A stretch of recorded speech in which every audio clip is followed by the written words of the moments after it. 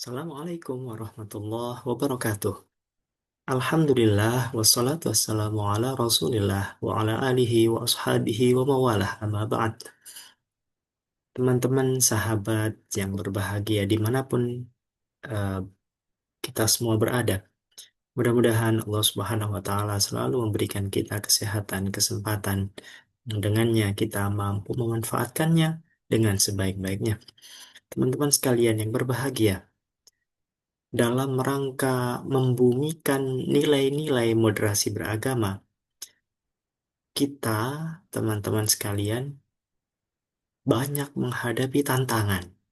Dan tantangan itu bukan hanya kita alami di dunia nyata, tetapi dalam konteks hari ini, tantangan itu muncul dari dunia yang mungkin lebih sering kita tinggali, yaitu dunia maya.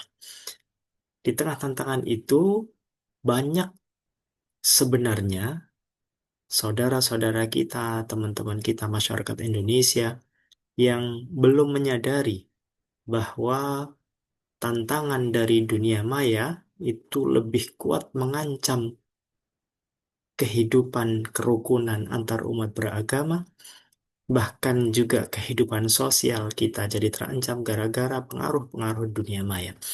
Nah, pada kesempatan kali ini, teman-teman, dalam rangka memperkuat eh, manfaat dari moderasi beragama, saya ingin menunjukkan secara langsung eh, bagaimana efek dari sebuah konten di dunia maya itu mampu mempengaruhi eh, sikap dan persepsi kita terhadap sesuatu yang gara-gara disebabkan dari konten tersebut yang pada akhirnya mampu memicu ketidakrukunan, memicu pertentangan di antara anak bangsa.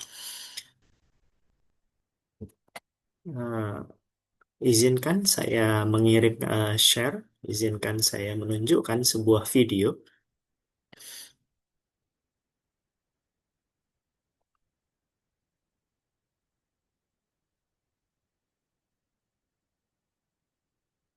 Teman-teman, di video kita kali ini yang ingin saya tampilkan, di sini ada sebuah video dengan judul Geger Memanas. Kang Deddy bungkam mulut Ustadz Abdus Somad, akhirnya ini yang terjadi.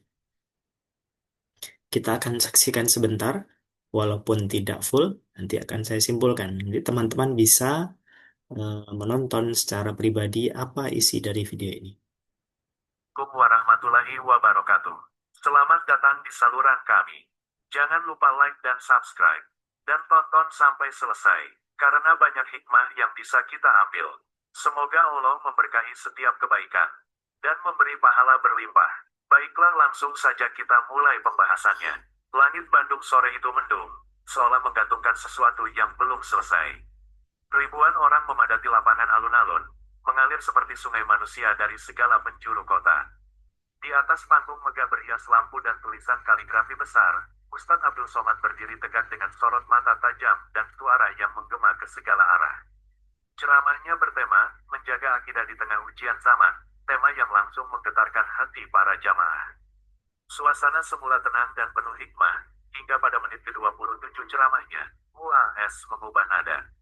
Tatapannya menyapu kerumunan, lalu menatap langit sebelum melontarkan pernyataan yang seketika membelah angin. Kalau pemimpin di negeri ini, bahkan di tanah Pasundan sendiri, lebih paham toleransi ketimbang tauhid, maka itu tanda umat sedang diuji. Kenapa sih harus itu? Oke, sekilas kita bisa melihat ya teman-teman bahwa video di awal menampilkan wajah Gubernur Jawa Barat, Kang Deddy Mulyadi, kemudian dilanjutkan dengan eh, wajah atau tampilan Ustadz Abdul Somad yang sedang ceramah, gitu ya. Kalau kita mengikuti isi dari video ini, teman-teman, video ini menunjukkan betapa ada masalah antara Ustadz Abdul Somad dan Kang Deddy Mulyadi. Padahal sebenarnya ketika kami menelusuri dari mana sumber video itu, apakah memang ada kasus, tidak banyak ditemukan dari media-media mainstream yang menceritakan apa yang dikontenkan.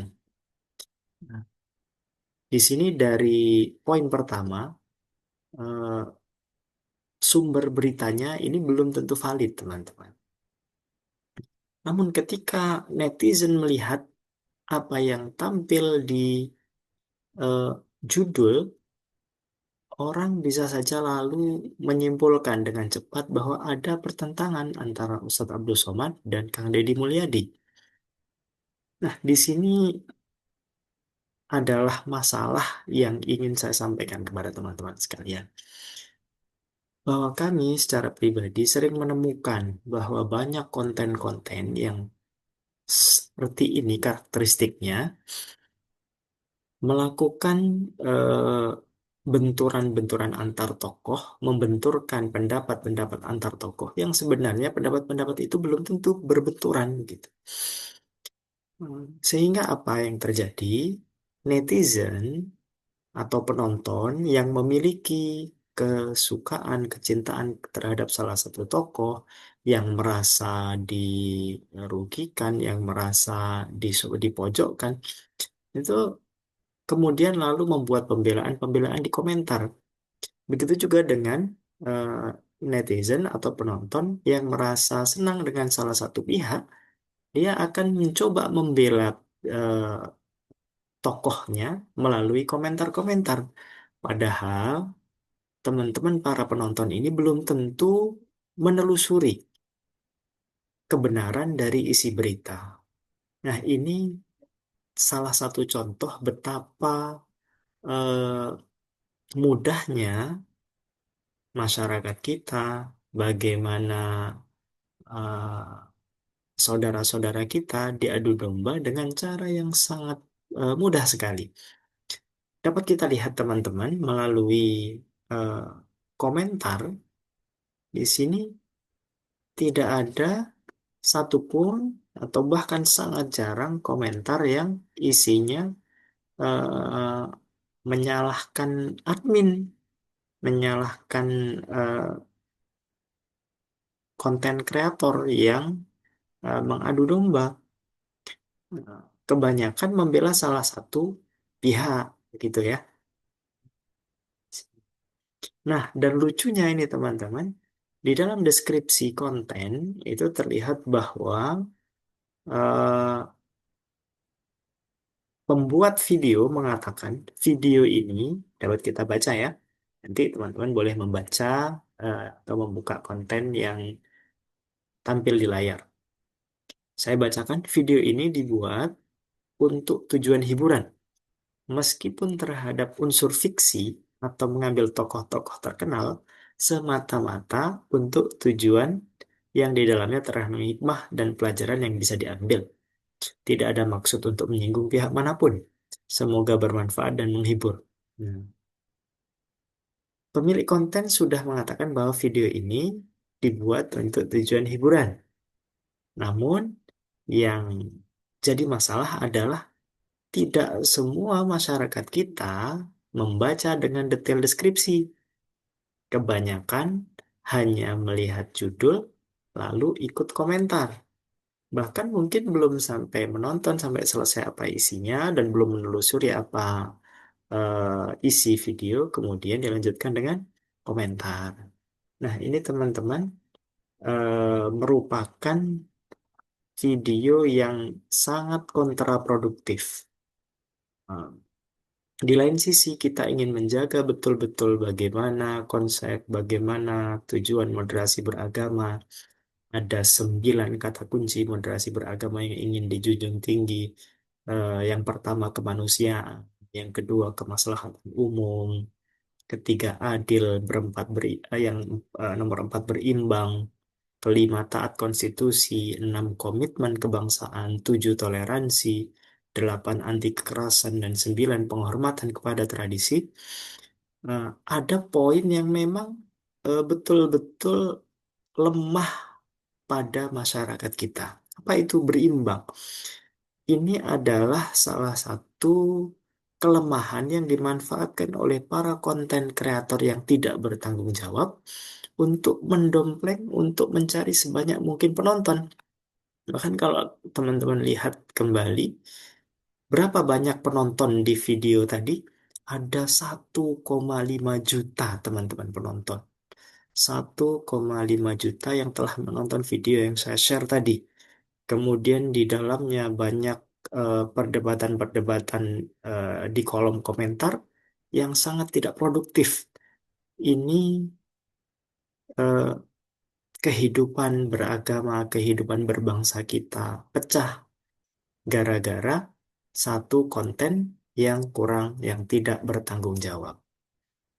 Ini harus kita sadari sama-sama teman-teman. Ini adalah sebuah tantangan bahwa tantangan kita di dunia maya itu jauh lebih rumit, jauh lebih sulit dan kompleks begitu ya. Nah, saya secara pribadi eh, sering melihat bahwa ada fenomena-fenomena yang seperti itu, yaitu yakni pembuatan konten-konten yang tidak bertanggung jawab dengan cara membenturkan tokoh-tokoh terkenal dengan tujuan mencari sebanyak mungkin penonton. Karena di sana ada sentimen-sentimen, teman-teman. Ada masyarakat yang begitu cinta dengan tokohnya.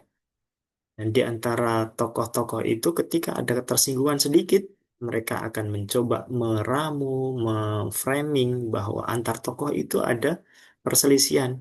Padahal sebenarnya mungkin tidak ada, gitu ya, atau tidak sebesar yang digambarkan oleh para konten kreator ini. Secara pribadi, saya juga telah membuat penelitian, teman-teman. Nanti link penelitiannya saya sertakan di deskripsi.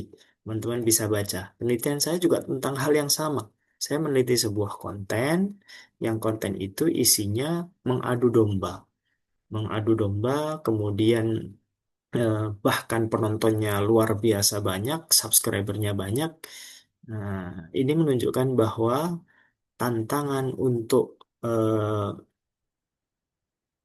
mengangkat, untuk menerapkan, untuk membumikan kehidupan beragama yang moderat itu masih butuh perjuangan yang luar biasa. Eh, bukan hanya di dunia nyata, tetapi yang lebih luar biasa berat adalah di dunia maya. Mudah-mudahan video ini dapat memberikan manfaat bagi saya pribadi dan bagi teman-teman sekalian. Kami akhiri. Billahi taufiq wal hidayah. Assalamualaikum warahmatullahi wabarakatuh.